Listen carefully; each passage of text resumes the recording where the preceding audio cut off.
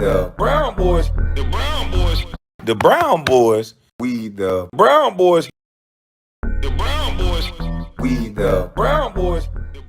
So this young lady said that Ryan Clark's downfall came when he started this. She said that she believes that yes, he embarrassed that gentleman on television, but she also believed that this is one other reason that he got fired.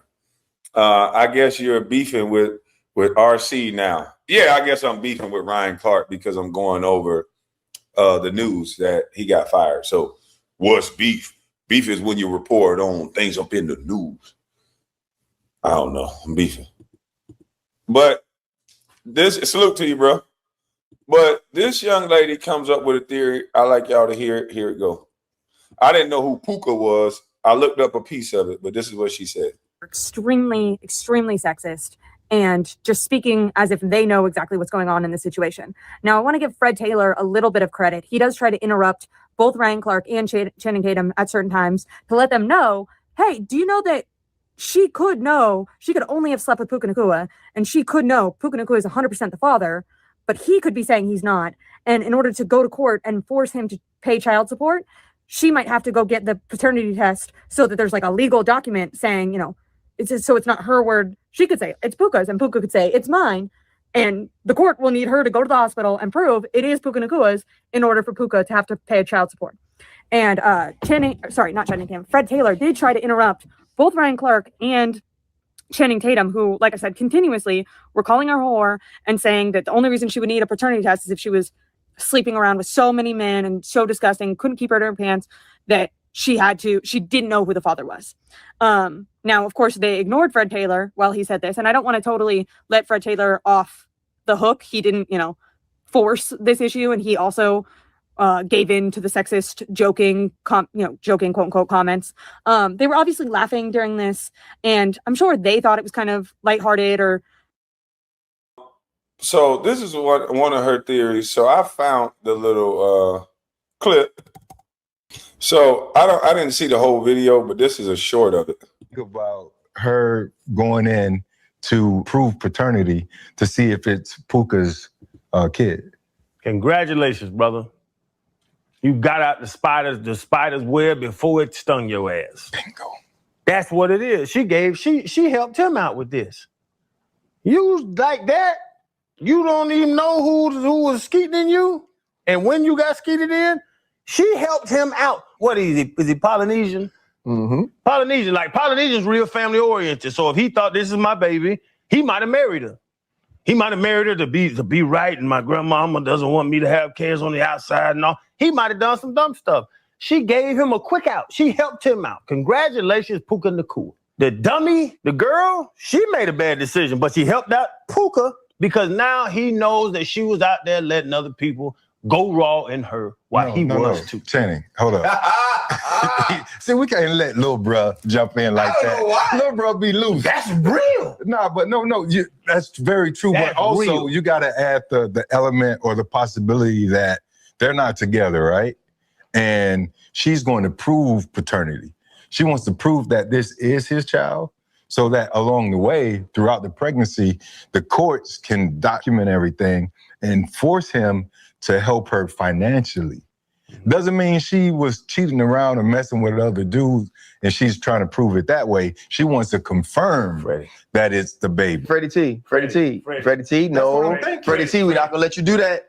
We're not gonna let you be this evolved thinker. So we broke up on Wednesday. Yeah. And somebody else going raw Friday? No, I'm not saying that, Chan.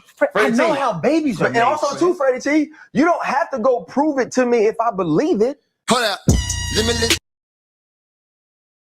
Now, the young lady started complaining, started saying that this hurt her. She's actually thinking about suing.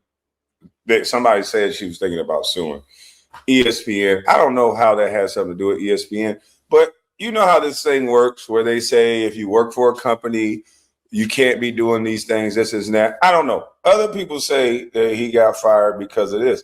It could be a combination of the two, but who knows? We never really know. But this was a clip that's on Chigs. What aired last year? are you feeling, okay, you look at A.J. Brown, which is this number one wide receiver who got one target all night, and then you got CeeDee Lamb. But that's the when was the one target? That's the target. But though. I'm saying, when like, was the one I'm target? saying you could have it both ways. 54 seconds left in the game on 2nd and 11. It was the one target. He runs the out route. You wake up this morning and say A.J. Brown had a better day than CeeDee Lamb. But you know what you wake up saying though? A.J. Brown's team is 1-0. Of course, right? Like that's what I get it. But the thing is this though, and we shouldn't do this on TV. And so I apologize if people think this is rude. That's the non-player. Oh, view. Stop! That's no. That CeeDee Lamb is. Let me tell you why. I'm not saying I'm not looking at fantasy football, Ryan. I'm not. Don't belittle me like that. I could come in and say, as 3 ex-players are saying one thing, and give an alternative perspective that maybe CeeDee Lamb did play well. And Peter, what I need for you to do is not get mad and let me. I do think that a guy could give an opinion but I understand that. But sometimes it's only a unique player's opinion when it's certain situations, and it got to be a little give and take when it comes to that.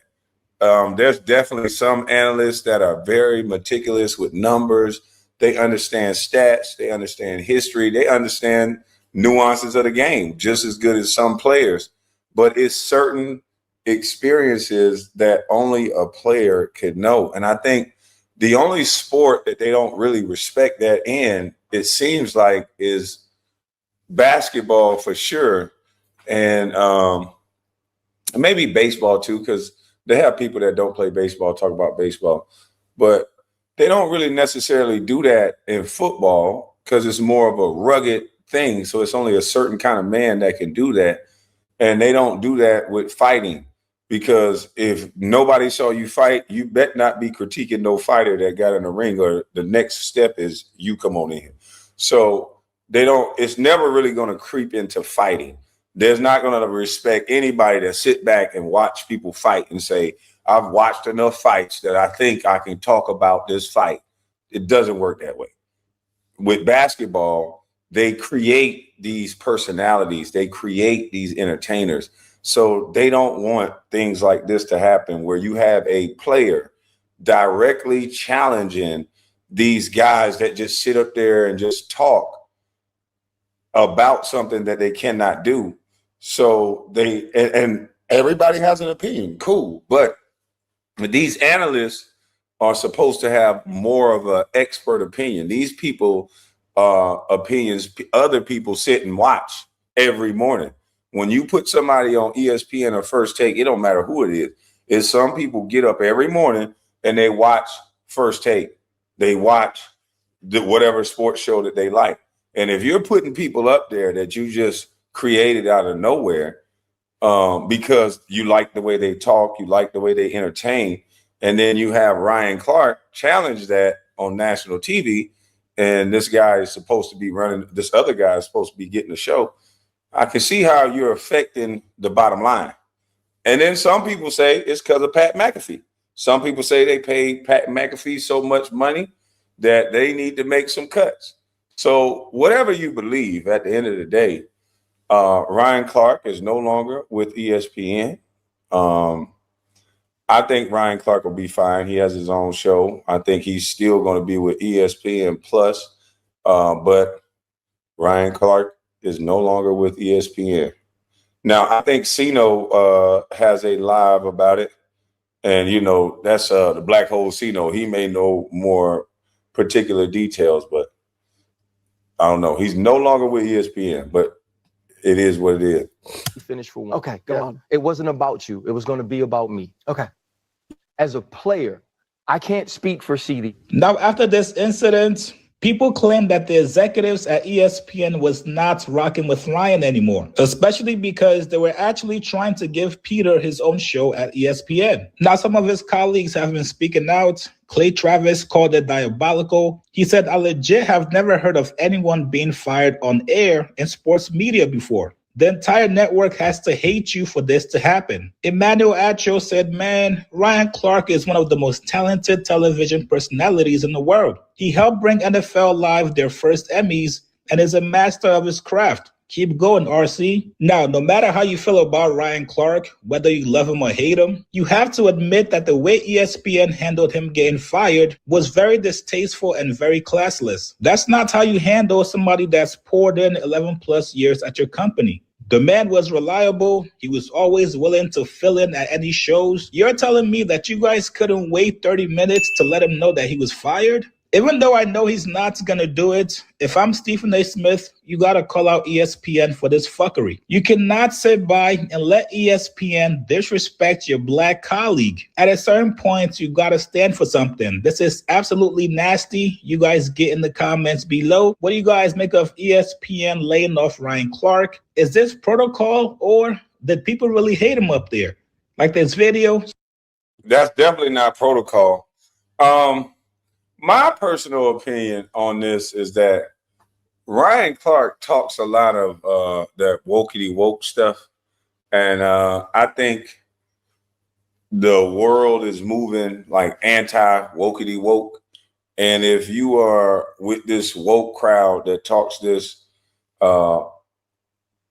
see everything with this black lens, I think that's what's going to help him get fired. He was fired because of his few incidents he had on air covering NFL that he apologized for, and he was in the first to go. ESPN brought out NFL Network, and now they're on 10% of ESPN. That was the NFL's decision. Yeah, we just seen the tape. So that could have got him fired. But I also think that wokey woke stuff that he does, I'm telling you, people are tired of that shit. And these companies that are hiring these people, I think they're going to move totally away from all that. I think they're going to move away from people that sees everything with this black and white lens. Because when you sit down with them, I would go get the interview with him and Andrew Schultz. He gave a passionate thing about what Andrew Schultz said, a joke. And then when he sat down with Andrew Schultz and you heard what Schultz said to him and how he responded, you're like, damn, this dude 100% right. Why the fuck is you thinking like that? Like it just gave you a different perspective. Like, damn, it really is all about perspective. Like you can literally take anything. Like if you can date somebody, and if you already predetermined in your head that your partner is saying something to hurt you or they're cheating on you, you're going to take everything they say as negative. And Ryan Clark seems to see a lot of things from one lens. He don't seem to see it in a nuanced way to where how other people may perceive it and how other people see how we talk and how we respond to people. And they're looking like, well, damn, you could do white chicks, but we can't do this. So you can say any and everything, and we can't say anything because you're offended. So it becomes like a sort of a reverse racism or reverse woke. And so you can't be one way and then expect other people not to be able to say and play with the same things that we play with. And that is a fact. And if you want, I'll play the video, but I think people just tired of that shit because it's swaying the minds of people. The world is really a mixed up place. People ain't really moving out there in the world like, oh, I don't really like you, white girl. I don't really like you, black guy. I don't really see that because the world is mixed. There's more light-skinned mulatto kids every day, Asian and black, Asian and white, white on black, black on white, however you want to put it. The world is mixed now. But we got certain people that still only see things from a certain way, and it's very beneficial. I mean, it's very beneficial to only see things in those ways. So I understand why people do it. If you move with money in your mind every second, it's very lucrative to only see things from a racial lens first.